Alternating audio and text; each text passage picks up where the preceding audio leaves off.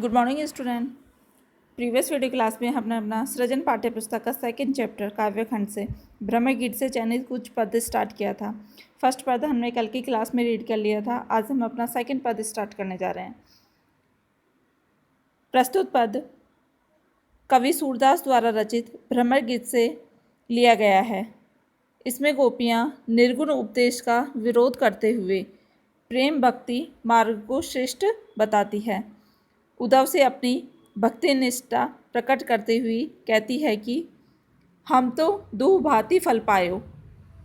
गोपियाँ कहती है उद्धव से कि हे उद्धव, हमने तो दोनों ही दिशाओं में लाभ ही लाभ पाया है।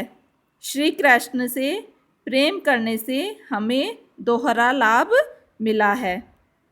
दुहु दुहु का अर्थ होता है दोनों प्रकार से, अर्थात श्री कृष्ण से प्रेम करके हमने दोनों ही प्रकार से लाभ पाया है।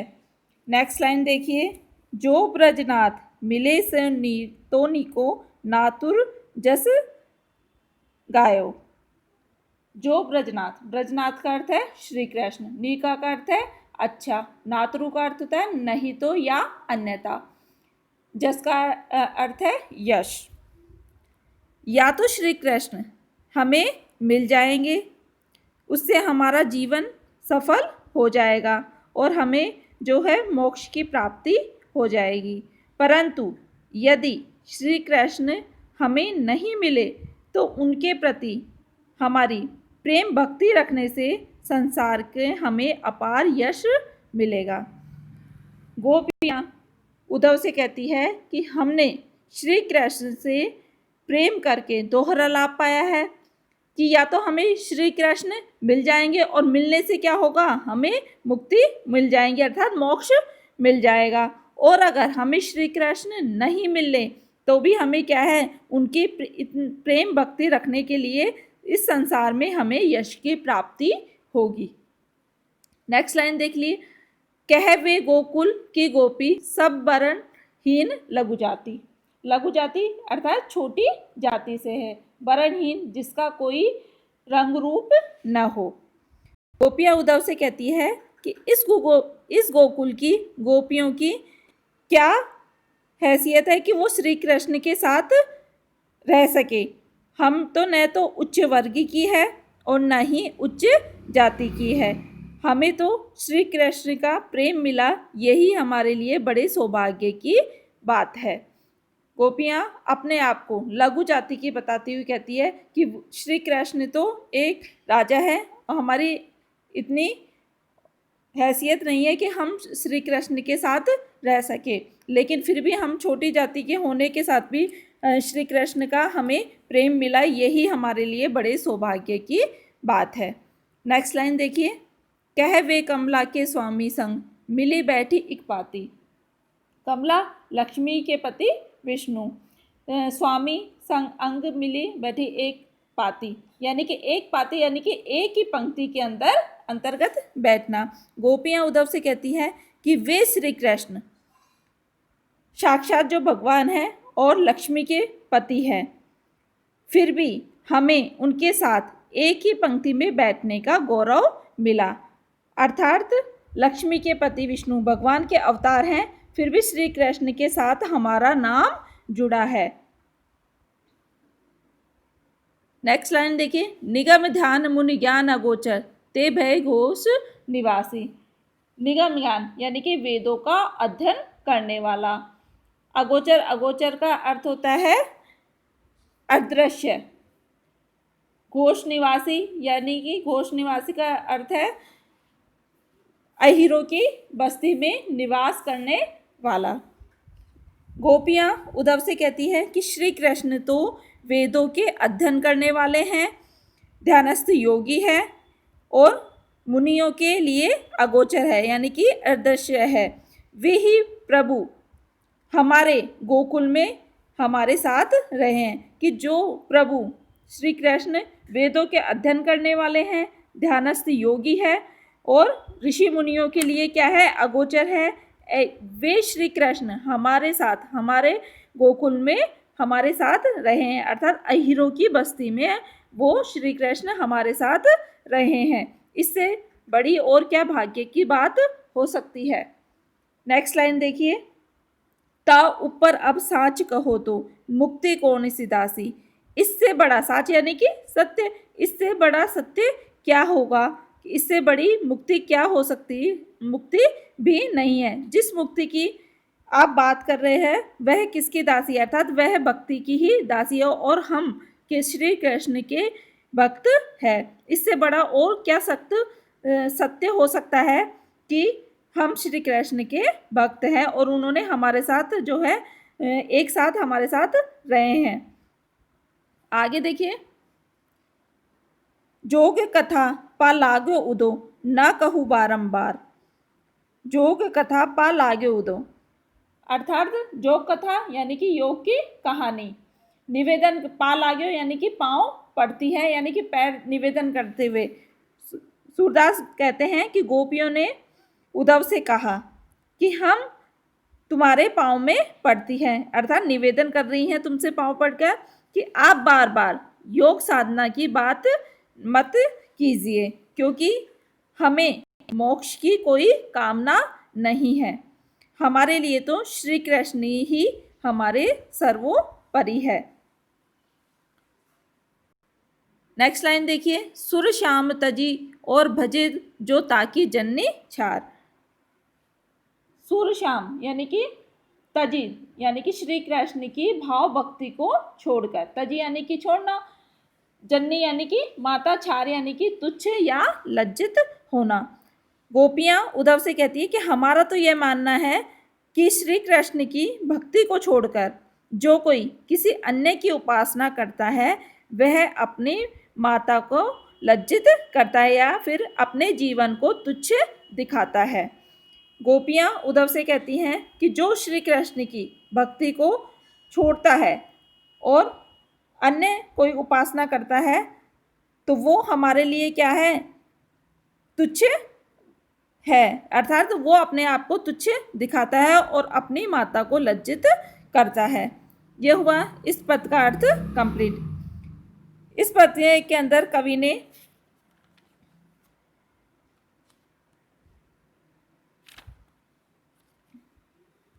साहित्यिक ब्रजभाषा का प्रयोग किया है, वियोग श्रृंगारस का प्रयोग प्रस्तुत काव्यांश के अंतर्गत हुआ है तथा माधुर्य गुण का प्रयोग कवि ने इस काव्यांश के अंतर्गत किया है। भावात्मक शैली का प्रयोग प्रस्तुत काव्यांश में हुआ है। यह हुआ सेकंड पद कंप्लीट। अब हम अपना नेक्स्ट पद थर्ड स्टार्ट करते हैं। बिलग जनी मानो उद प्यारे वह मथुरा काजल की कोठरी जे आवही ते कारे। तुम कारे सुफल कसुत कारे कारे मधु भंवारे तिनके संग अधिक छवि उपजत कमल नैन मनिहारे। मानहु नील भाटिते काड़े ले जमुन जाए पखारे ता गुण श्याम बही कालंदी सुर श्याम गुण नारे। प्रस्तुत काव्यांश सूरदास द्वारा रचित भ्रमर गीत से लिया गया है। प्रस्तुत काव्यांश में गोपियों के द्वारा मथुरा वासियों को कुटिल और काले चरित्र वाला बताकर उद्धव को उलाहना देने का वर्णन प्रस्तुत पद के अंतर्गत हुआ है। फर्स्ट लाइन देखिए, बिलग जानी मानो उदो प्यारे। बिलग, बिलग का अर्थ होता है बुरा या गलत, जनी का अर्थ है मत, मानहु यानी कि मानना, उदो प्यारे यानी कि प्रिय उद्धव। गोपियाँ श्री कृष्ण और उद्धव पर व्यंग करते हुए कहती है कि हे उद्धव, हमारी बात का तुम बुरा मत मानना। गोपियाँ उद्धव के ऊपर व्यंग करती हुई कहती है कि हमारी बात का तुम बुरा मत मानना। वह मथुरा काजल की कोठरी जे आवही ते कारे। हमें तो ऐसा लगता है कि मथुरा काजल की कोठरी के समान है, वहाँ से जो भी आता है वह काला ही दिखाई देता है।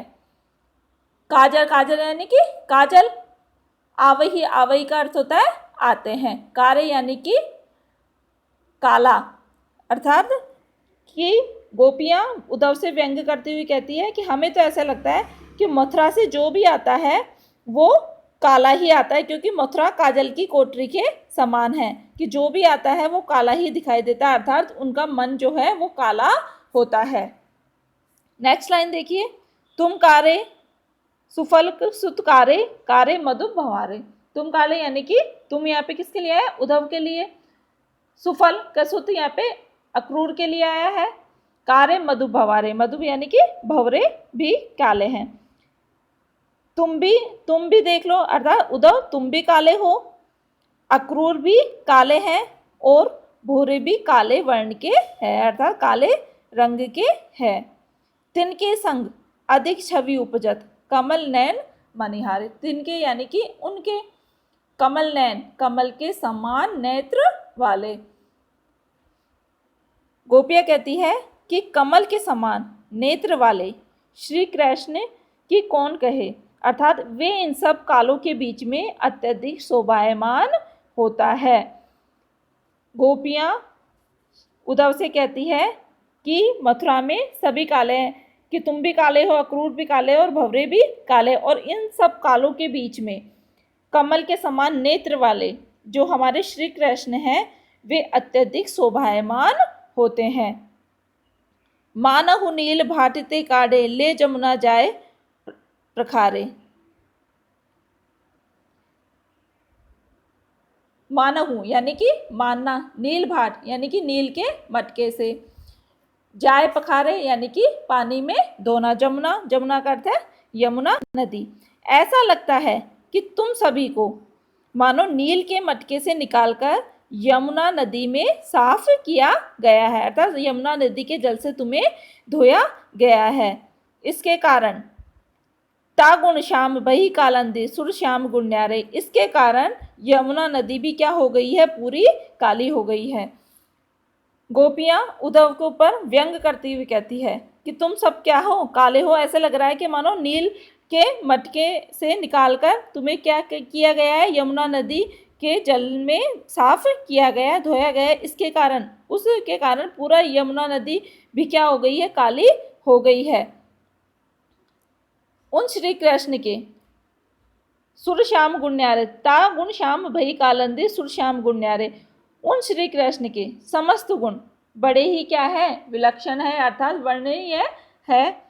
वो तो सबसे न्यारे हैं श्री कृष्ण, उनका वर्णन हम कहाँ तक करें, कि जो हमारे इस कारण क्या है, यमुना नदी काली हो गई है, साफ तुम्हारे रंग को साफ करने के लिए उसमें धोया गया, जिसके कारण कि पूरी यमुना नदी काली हो गई है।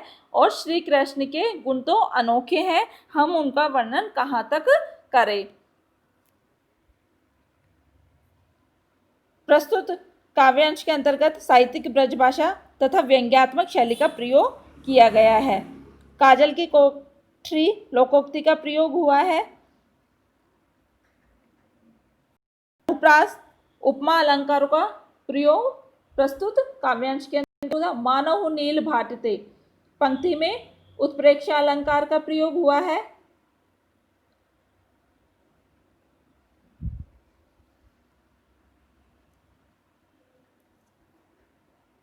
हमारे थर्ड पद का अर्थ कंप्लीट होता है।